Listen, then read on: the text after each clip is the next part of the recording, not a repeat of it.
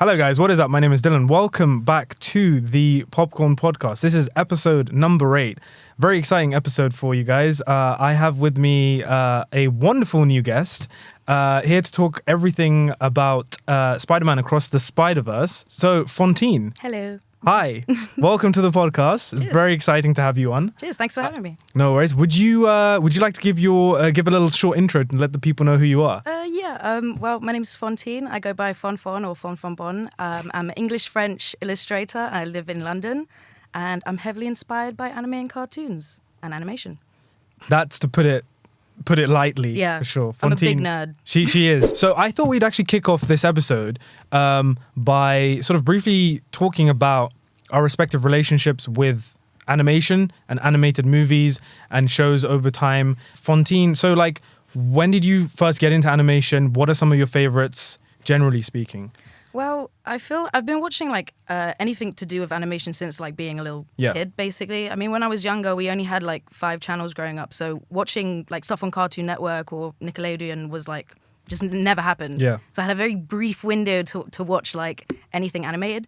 And I feel like over the years, because like animation has been evolving so much over the years, I just feel like each year I fall more and more in love with it.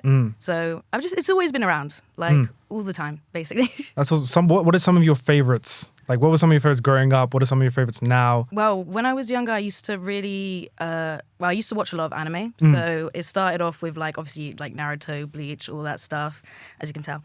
And then I feel like when I started, when YouTube actually came out and there was more of like a way to watch all that stuff, I was just like watching a lot of like indie stuff, like stuff that's not in like, you know, not Disney, Pixar, or DreamWorks. Not the mainstream stuff. Yeah, which is like delicious, like some good stuff.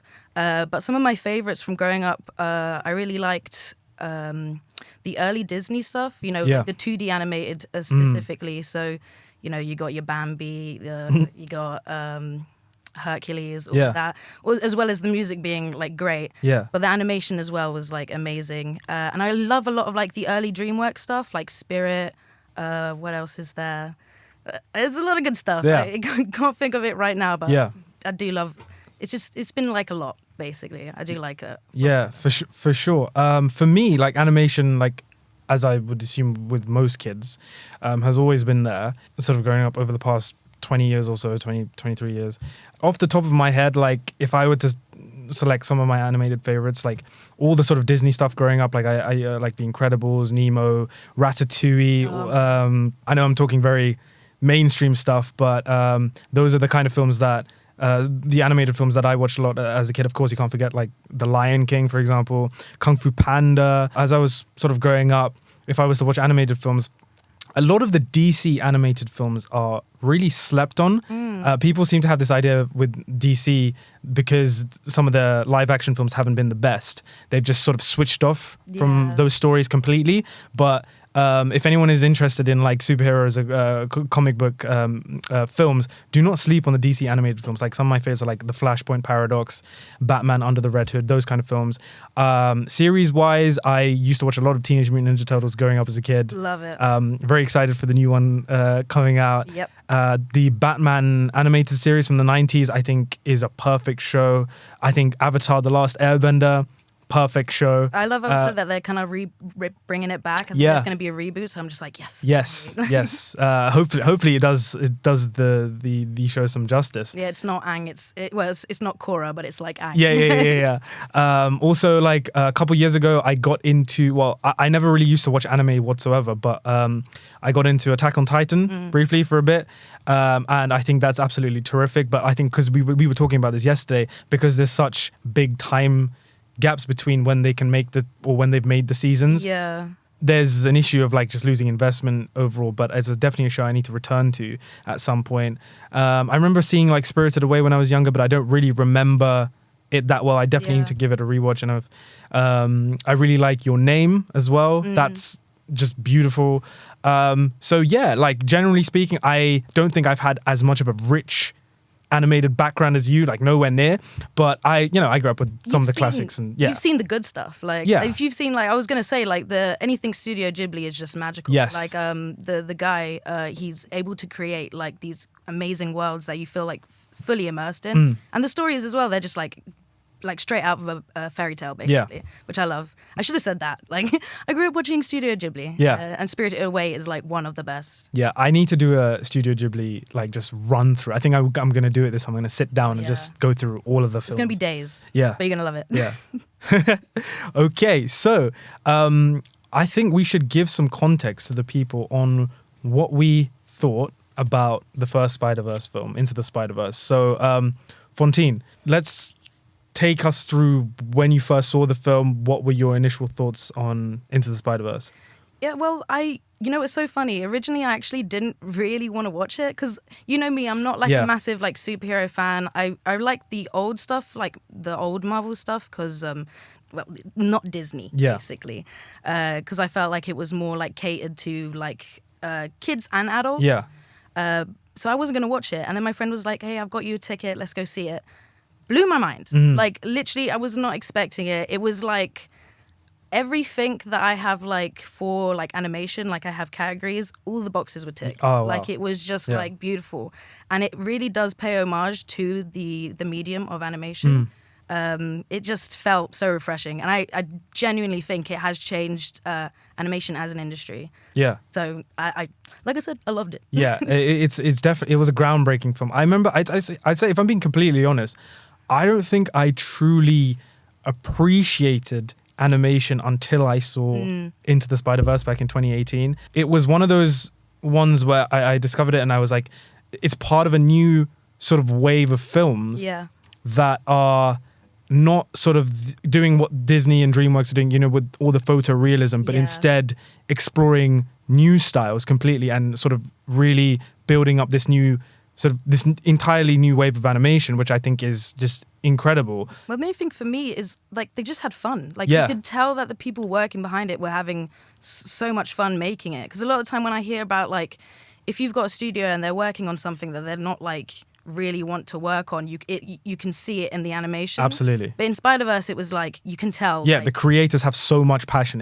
Like their love and the passion for the character as well. Like it's just oozing off every single frame. 100%. I think like as someone who just adores comic book films, I know you're not. You say you've had a sketchy relationship with comic book films over time, but as someone who adores comic book films, as someone who adores Spider-Man, Into the Spider-Verse showed me things like a level of visual dynamism and technical prowess that I couldn't have imagined in my wildest dreams. Like it was truly an experience. An awakening. Yeah, a literal moving comic. Yeah. That is what it is. That's the best way anyone could describe it. It really does kind of like create its own genre, basically. Because I don't really see a lot of like animated movies that are about like superheroes who have been like from comics that are actually in a comic style with like the fonts and like the kind of the what's it called, the lines, and it just felt so refreshing to see it anyways. For sure. And like the fact that it's all like it's so crazy and wild, but it's all grounded by characters and ultimately like this coming of age story that so many people can relate to, which I think was amazing. I think like for me, if you've ever dreamt of being Spider-Man as a kid, Into the Spider-Verse like lets you live that dream. Yeah. There's a Spider-Man for everybody. Yeah, like Miles says at the end of the film, like anyone can wear the mask. You can wear the mask. Yeah. And like that really, I remember that really touching a nerve with me. And that is why, I know this might be a bold statement, but I think that is why Into the Spider-Verse for me might just be my favorite animated film like ever. Oh yeah, definitely. Maybe up until last week.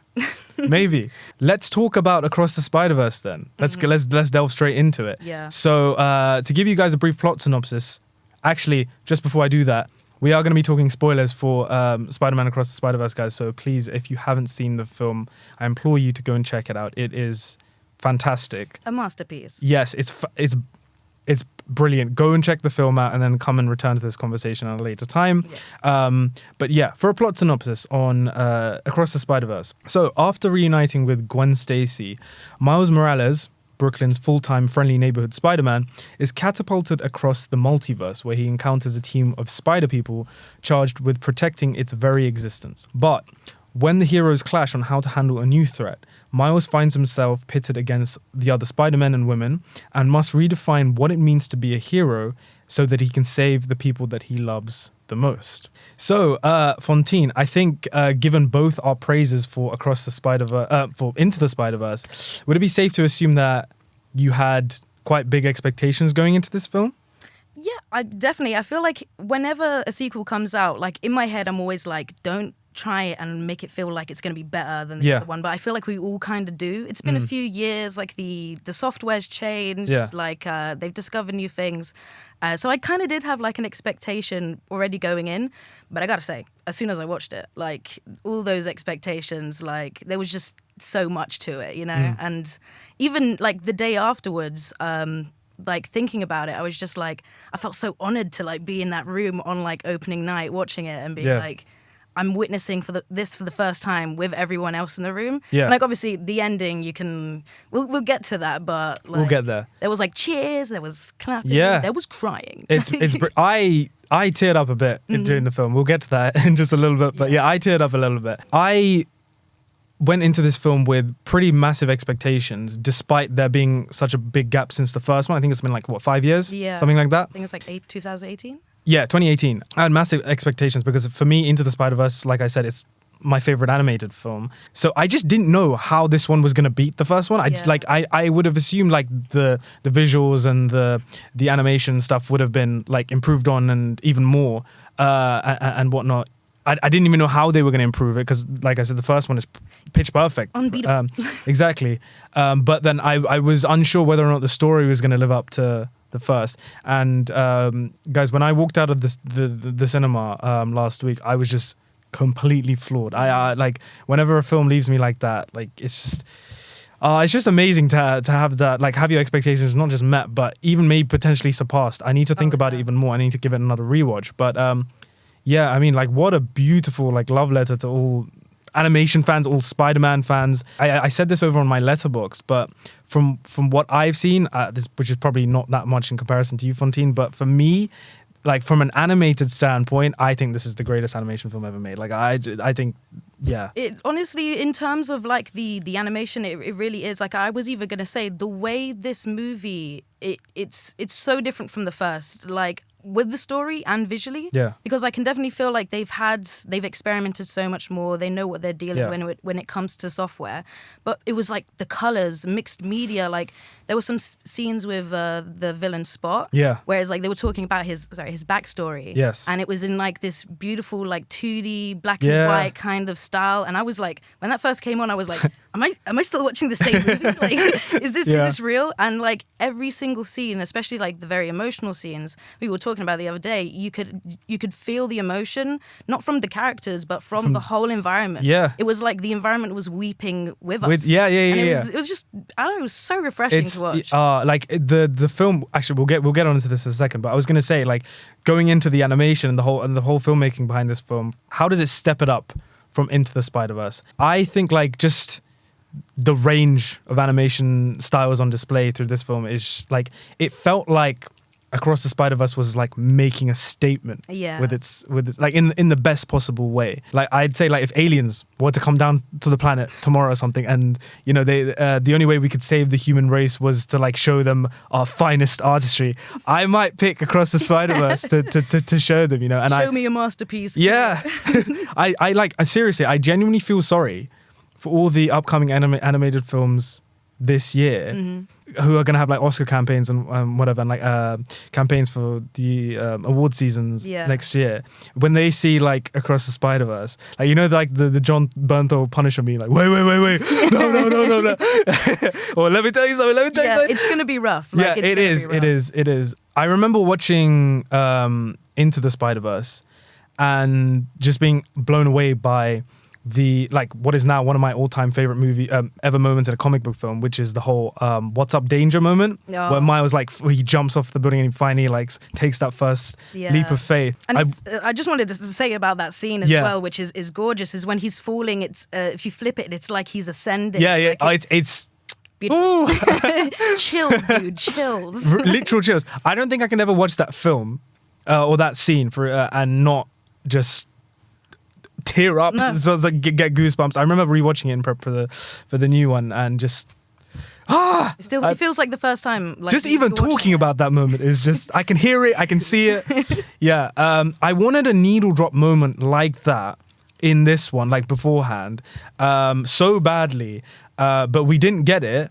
But I was not disappointed whatsoever because, like I said, the range of animation styles on display here is just crazy. Yeah. So, like, let's do a rundown of those styles then. So, first up, we obviously have like the Miles Morales original universe style, which was from the first Spider-Verse film, which you can tell has been like worked on a little bit more and still feels sort of the same, similar to how it was in the previous film. Gorgeous stuff. Yeah. Like there's some great shots of Miles and Gwen. You know, the upside down shot. Yeah. Beautiful stuff. Even when they're just traveling through the city, I was going to say, like, I mean, they did it in the first movie, but there is nothing in the city that doesn't feel like dead. Like, Yeah. you know, it's a bustling city. You kind of know that it's like, it's American, you know, it's like busy city, all that stuff. The city is very much a character. In Yeah, itself. it's alive. Yeah. You know, and that's what I love about it as well. But also, like, the scenes where Gwen and Miles were swinging through the city. Yeah. It was just like, with the music as well, it's so harmonious. Like, it's just good stuff. It's literally, it's filmmaking at its finest. Yeah, for definitely. Sure. You can tell that there was a lot of, like, with the storyboarding, like, even to just trying to get, because so much happens, especially in the action sequences in this movie, so much happens within, like, a second. To storyboard that, you've probably got, like, 10 pages for 1 second. Yeah. And it's just, like, so much thought. Yeah. Like, everything you see has a reason for it being there. Yeah, absolutely. Which I love it's about so animation. nuanced. Every single moment is thought out, like, to the max. Yeah. It's crazy. And then we have Spider-Gwen's universe style, which we were briefly talking about yesterday. It's the first sort of world we're pulled into. Like the film opens with Gwen this time, and closes with Gwen. And it was described by Phil Lord and Chris Miller, who are the writers, as this sort of like mood ring. So where like the colors, like we were talking about yesterday, they change to sort of reflect Gwen's emotions. Yeah. Like when she's having that emotional moment with her dad, we were talking about like the colors literally melting. Yeah. Like it was like strawberry and strawberry and like bubblegum ice cream. That's what it felt like. That's Like true. I mean, even talking about that scene where she did say to him that I'm Spider-Woman, Yeah. and that stuff. You could see the dad. There was like different shots of him where it was like you could see he was like there was a lot of emotion going on. They Yeah. changed the lighting, they changed the perspective, and you could you felt like you were also kind of like a part of the family and like, oh Yeah. my God, like even though we know she is like Spider-Woman, it felt also like, damn, shit. it's a massive moment. Yeah, We're yeah. being told this for the first time. Exactly. Yeah, for sure. And then we have Spider-Man 2099's Nueva New York style. Very cool. Which we spend a lot of the film in, and it was replicated as how comic books depict the future, from the buildings to the sort of urban landscape, right down to Miguel O'Hara's suit, like the way he moves. Instead of like organic webs, he has these sort of like neon red, like glowing web shooters, Yeah. which is super cool. Well, I was gonna say one of the scenes that is only like 2 seconds, but I love it so much, is when he jumps in the air and you can see the webs working. They slow down the scene and it feels so intimidating. It's like you actually got scared. Yeah. Like, is he a good guy? Is he a bad guy? kind He of is thing? quite a presence in the film for sure. We'll Yeah. get onto him in a bit. Yeah. We even take a trip to Spider-Man India's universe style, the fictional Loved it. city of Munbattan, which is meant to be an amalgamation of Mumbai and New Manhattan. York. Yeah. Yeah. That was a really interesting set piece. I remember watching that, and all these Spider-Man India, Miles, Gwen, and was it Punk Spider-Man? Yeah. They were all Loved. working together in this one big set piece. Incredible stuff. And that was when I was like, okay, we were like starting to explore the Spider-Verse. Yeah, because I remember when the film opened with Gwen, I noticed, I was like, this is not the same animation style as, Yeah. Into the Spider-Verse. I was like, is the whole film going to be like this? Is this the new look of the film? And then, no, it's not. And then we went to Miles's universe. And then we start going on this adventure, and then it goes into Spider-Man India's universe. I was like, oh, okay. So now, like, so every universe is going to have its own unique style. Yeah, well, I mean, it's like you were saying with, like, the original where Miles lives. Like, it's its own character. Yeah, like, yeah. All these places are their own character. And like I was saying with was it the Munbattan? Yeah.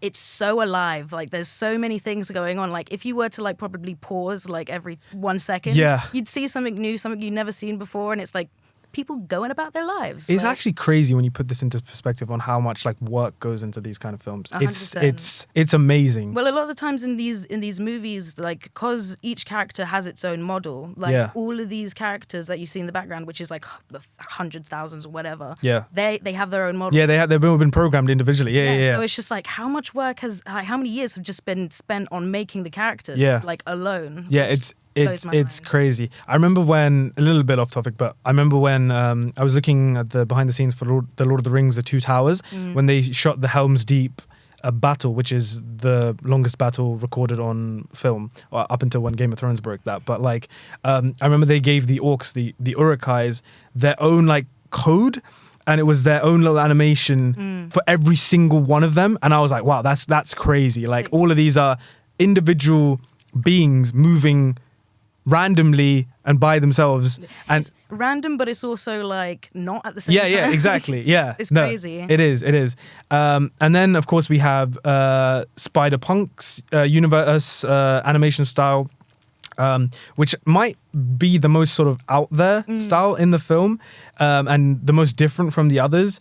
It's very much this sort of like cut and paste, hand drawn, glued together vibe that evokes the look of punk rock posters from experimental artists. So apparently also the jacket that he wears is a different frame rate to the rest of his character as well, which just makes the whole character feel like really visually disjunctive, which is so cool. Well, it goes with his character, right? The theme, like it's punk rock. Yeah, and Daniel Kaluuya voices him as well. Loved it. I think as soon as I heard him, I was just like, that's it. And lastly, we have you briefly mentioned this, but the Spots animation style, which is described as a living painting, highlighting how his body is very much in liquid state. Yeah. There's this very sort of unstable and unpredictable quality to this, as he's basically just covered in these micro portals. That was beautiful. Loved it. I mean, it's funny how quick he's introduced into the movie, because like a lot of the time with villains, it's like not like halfway, but like quarter way, halfway, then you start getting the gist.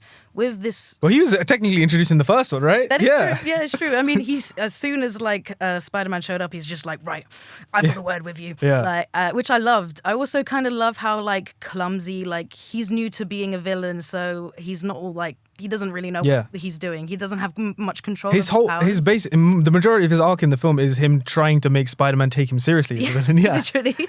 But I feel like the end of the movie has definitely been taken a lot more seriously. Oh, for sure. But I also love the design, like you said, of Spots, because it's his anatomy is so different from what you would see in like usual animated movies. It's kind of just like you can tell that he's like inspired by very different types of like anatomy. Like his arms are really skinny, while he's like he's kind of blocky in his torso. Yeah. It's just like really interesting. And also, I mean, like I saw some. It's not something I discovered myself, but you know when he's like levitating in the air and his shoulder goes like that. Yeah. It's basically, if you go back to the first movie when Miles graffitied on the wall.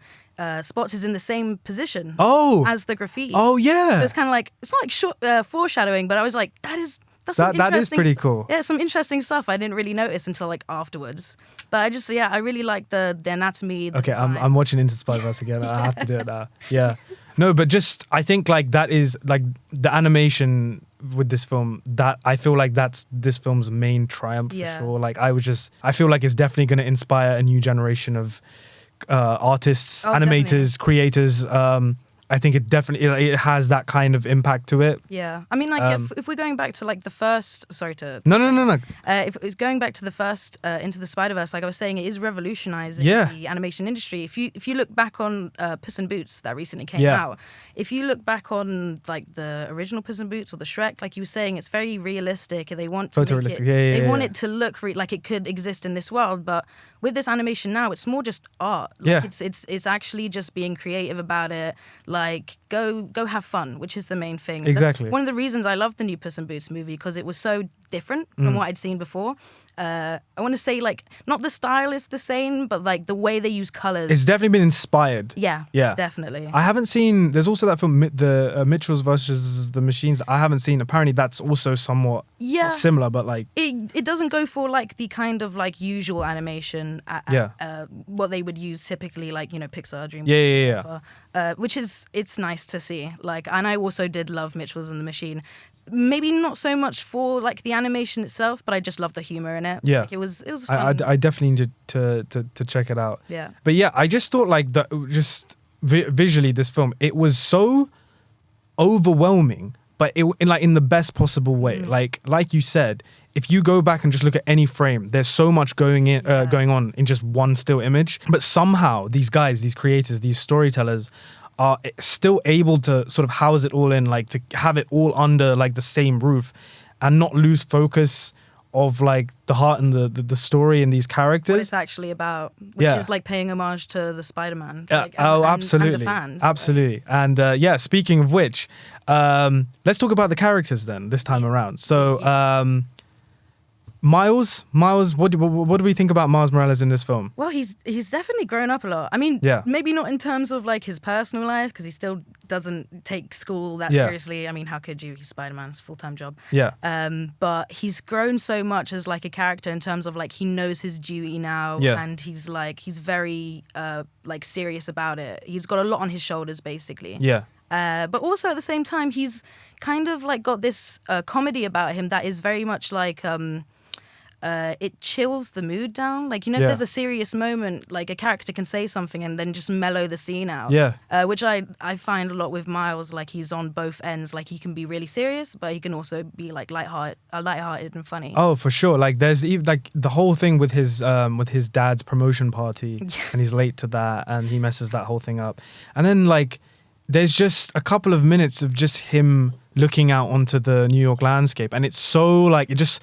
Like, there's so much going on beforehand, and then it just slows the film down. It's such a nice sort of moment to breathe. Yeah, yeah. And, you know, with animated films, a lot of the time, I don't feel like we get that enough. Like, those real sort of human moments where that you're just there and you're just watching a character not necessarily do anything, but like it's in those moments where you can really sort of build that bond. Yeah. I feel like I was entertained by Miles a lot during this film, and I wasn't really sure what his arc was gonna be until towards the end, where he goes into the Miguel's universe and he learns all these things about the Spider-Verse and whatever, and then he decides, no, I'm gonna be the maker of my own destiny essentially. And I can do both. I don't want to just do the one thing. I can save everybody. Yeah, and that aspect of it, like I was like, oh shit, like that really hooked me. And I think I think because this is part 1 of 2, his arc is over the 2 films. Yeah. So there is a sense of incompletion there, obviously, but like I love the character a lot. I feel like, obviously, this film, like I just said, when compared to Into the Spider-Verse definitely has a more sort of conclusive story. Like, it has a beginning, middle, and end, whilst there's room to expand on more. Oh, yeah, definitely. Whereas, of course, this is a part 1. So, Gwen this time, I was really impressed with. The choice to, like we said, open and close the film with her. I feel like this is as much Gwen's story as it is Miles this time around. Yeah. Her relationship with like her dad, like not to get all like Fast and Furious, but this like the core of the film, one of it being like family, Gwen's relationship with her dad, Miles's relationship with his parents. Yeah. It's a lot of people can very much relate to that, especially kids like these days, you know, which is great. As for Miles and Gwen's relationship, I do like this whole idea that they brought in, that in every other universe they end up together, and it doesn't work out. And the other universes, it just doesn't work out. Yeah. And maybe like this is like the Amazing Spider-Man 2 in me, but there is like a real sense of tragedy there, which I think is like really brave to do in a kids film. Like this idea that their coin is still spinning, I think is really, really great. As for the new characters, let's talk about the new characters. The Spot. What do we think about the Spot? As him as a villain? I love him. Like, I think he needs to be treasured. Put him in your pocket. Take him around with you. It's just like I was saying. It's so nice to kind of see like a villain, a villain that like at first has no clue what he's doing, and then by the end of it, he's just like, I just don't like that Spider-Man. Like, I'm gonna screw him up basically. But it was interesting to see his like character development as well, because he started off mainly, it's like a yin and yang kind of thing. That's how I saw the spots. It's like originally he was mainly like the white with the odd few black spots, which was kind of like peaceful, but he still had like bad intentions. But by the end of it, it was like full bad intentions, like, and maybe a little bit of remorse here and there. But it was like such a character change. Love him. Great him.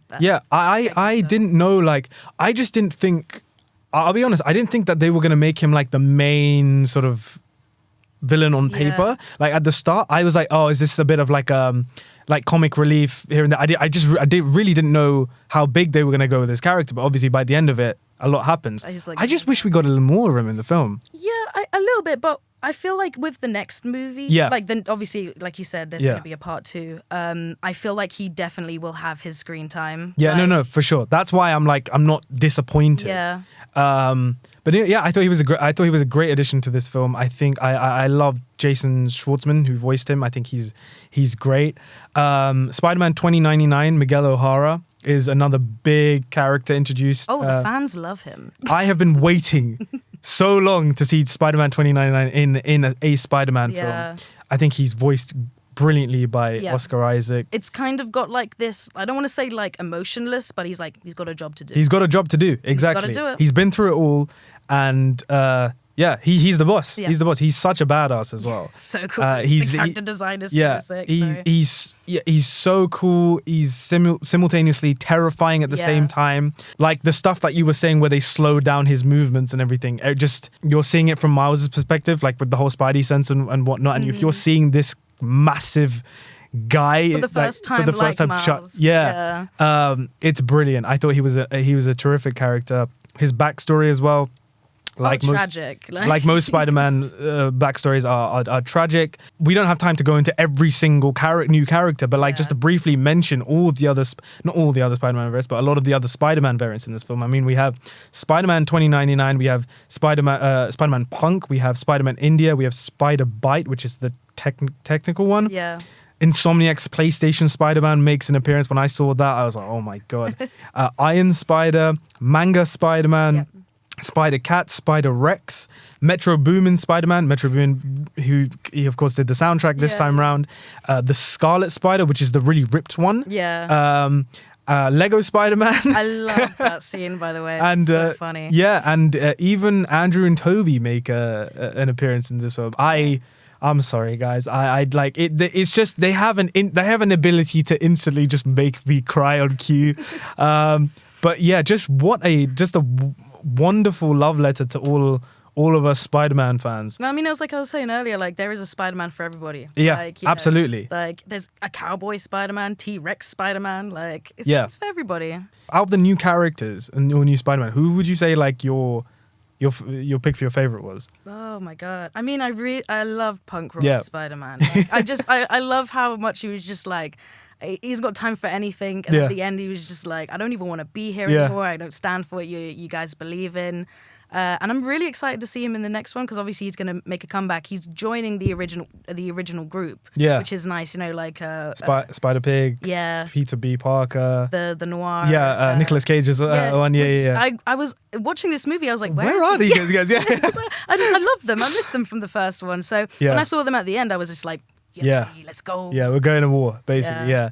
But yeah, no, like to just like sort of tie into the themes of the film. I felt like the first film was very much about like finding your place in the world, finding your identity, finding your footing as Spider-Man. But the second film is what it actually means to be Spider-Man. And like the thing that really got me with this film, Fontaine, was like it's been a while since I've seen a Spider-Man film really challenge the ideology of what being Spider-Man is. Like the last time a film did that like this well was Sam Raimi's Spider-Man 2, which in my opinion is like still my personal favorite Spider-Man film. Yeah. Like this whole idea of like what being the hero, what being the spider means for the man. Yeah. The responsibility. And like sacrifices. Yeah, exactly. Like Miguel literally says it's a sacrifice to be Spider-Man. And like the whole theme of like the acceptance of loss and trauma, and that just being an inevitable part of life. And like bad things are going to happen to all of us, but those are the things that are going to shape your character. I think is like an incredible message and theme to have, and it's a really a mature theme to have in, once again, like I said, so-called a kid's film. I just thought that was terrific. I also really enjoyed how they sort of brought into this idea of like how Miles's origin of Spider-Man like was this anomaly, and like how that affected like, and how like that changed the consequences of all the other universes. He wasn't supposed to be.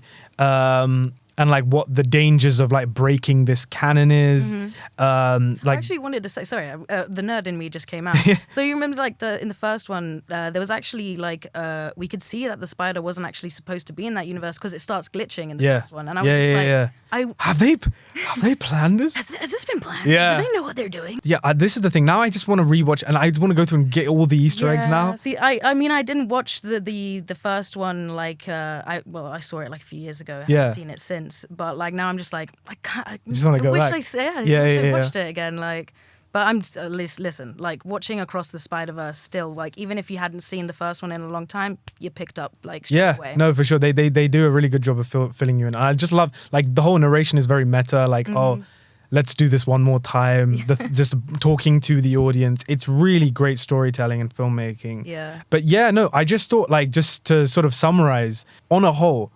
What did you feel towards Across the Spider-Verse in comparison to the first one? Where do they sit with you in comparison to each other?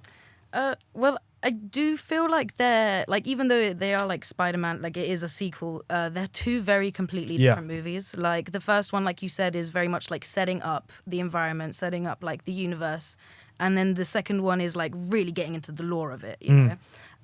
But like from like an appreciating animation and stuff, there was such a difference. Like they really, like the first one they were like, yeah, be creative about it, but this one they were like, go full hog. Like do whatever you want, like we will give you all you need to just have fun with it. And I mean like there is such a difference between the first and the second. If people aren't thinking about watching the second, I'd be like, you better. Like it's so worth it. And I mean like so how long is it? It's like 2 hours and 20 minutes. Yeah. I did not even. I felt like it went like that. The pacing is incredible. It flew. It literally. There's not a moment where like you're not seeing something you haven't seen before. Yeah. Or you're like learning things. It's just, I loved it. Yeah. Very eye opening. Yeah, for sure. And then of course we have Beyond the Spider-Verse coming. I think next year, 2024. Yeah. Which is insane because I mean usually when these animated movie comes out, it takes a really long time, years literally. So they might have just been working on it simultaneously. Yeah, probably. Yeah. Which is like insane to me. Like how big is the crew basically? Yeah, like, they're probably working as we're speaking right now. I wish I was there. Yeah, no. For me though, I think like Across the Spider-Verse, I think just the fact that it even holds up to the first one is just incredible. Yeah. It's almost like this miracle that's just happened because like I said beforehand, I just didn't know how it was going to be as good. I do think the first one, like I said, it is obviously a more complete story and it's able to stand on it by itself much better than this one just because the story is incomplete. Speaking of which, the ending of the film, when Miles goes into what he thought was his own universe but ends up being the universe where he wasn't bitten by a spider, but plot twist, exactly. He's now the Prowler. He's the Prowler now. That blew my mind. I was not expecting it at all. Like, it was very much like they knew what they were doing in terms of just trying to get like a reaction from us. Yeah, like, they wanted us to be really like plot twist. It's so different. I loved it. Yeah, I'm really interested to see how they're going to kick the next one off. Oh, 100%. I'm sure we're going to see the other Miles again. Oh, for sure. Yeah, 100%. Just to sort of conclude, I was gonna bring up something that I saw earlier this year. So, I remember when watching the Oscars earlier this year, Guillermo del Toro, who of course directed Pinocchio, in his winning speech at the Oscars, he stated that animation is not a genre. Fontaine, I was going to ask you, to anyone who might be put off seeing Into the Spider-Verse, Across the Spider-Verse, or any of the animated greats, what would you say to them if they're being put off by just the fact that it's an animated film and they don't think that they can connect with it as much? Well, I mean, I feel like a lot of, when you're younger, it's just like our kids watch cartoons. Yes. Yada. I've seen so many different types of animated movies where it's for kids or adults. There is always going to be something out there animated for you that you will love. You might even fall in love with. Like, for example, a movie that came out last year, which I love and I've watched like maybe 20 times, is called Unicorn Wars. You were telling me about this. And it's a French and Spanish collaboration, which it's an animated movie, but it is not for kids. Like, it definitely takes the idea of animation as a medium to its extreme. Yeah. With like having these really cute, like cuddly teddy bear characters, like just guttering unicorns, basically. It is a what like sounds traumatizing. It is a bit. This is part of what I love doing. You said you watched it 20 times. Yeah, I love. In terms of like animation, like it really it has so many inspirations. Like you can tell it's been inspired by like Studio Ghibli. Yeah. There's even like some audio stuff in there. Like it's not animation, but like Annihilation. For me, used like auditory kind of horror really well. I remember the Annihilation, like the score, the noises. Oh my god, it's creepy. They do that as well in Unicorn Wars, and it really sets the tone. Like there's a lot of blood, guts, gore, whatever, but it's an anti-war movie basically. It's about like, oh, people think going to war is great and all this, but it's actually the worst thing ever. And there are some scenes in there like they take drugs in the forest. They're like fighting each other. There's unspeakable things happening, but it very much like it made me so excited for the future of animation, because it's now like animation is for everybody. It's not just for little kids or like babies, whatever. There is an animated movie out there for everyone, and it doesn't have to be 3D, 2D. There's stop motion. There's so many different ways. Like people are making like felt stop motion with felt and puppetry and all this stuff, and for me I'd classify that as animation. Anything that uses like a frame by frame, that's animation to me, and I'm so excited. Like you were saying, Guillermo del Toro with Pinocchio, a masterpiece. I've watched it so many times already, and even though it is a kids movie, it's a kids fairy tale. So many adult themes in there. It is kind of like heavy. It is heavy. Like the first 10 minutes is really heavy. It's a lot. Like, and compared to like the Disney Pinocchio, like it's so different. And like I said, I'm so excited for like what is going to be happening next with the new Spider-Man, with any other animated project that's coming up in the following years. I'm just so excited. It is a good time to be an animated fan. It is. It really is. I'm getting my fill. Yeah, for sure. I don't think we're going to have a better ending to this podcast than that, and go and support animation, guys. Seriously. Go out there. I know I definitely need to catch up on a lot of I need you to write me a list. Oh yeah, it's gonna be like a mile-long list. You'll get through it. For sure. But yeah, guys, that is our discussion on Spider-Man Across the Spider-Verse. We hope you enjoyed. Thank you so much, Fontaine, for coming on and talking everything Spider-Verse and animation with me. I couldn't have picked a better guest. So thank you very much. Hopefully we'll be seeing you again on very, very soon. Please, guys, do go and check out Fontaine's work. I'm going to leave her linked in the description box down below. She is an amazing artist. She's one of the most talented people I know. So please do go and check out her catalog of work, and go and support animation. But for now, guys, thank you so much for watching, listening, and I will catch you very soon in the next episode of the Popcorn Podcast. Cheers. Cheers.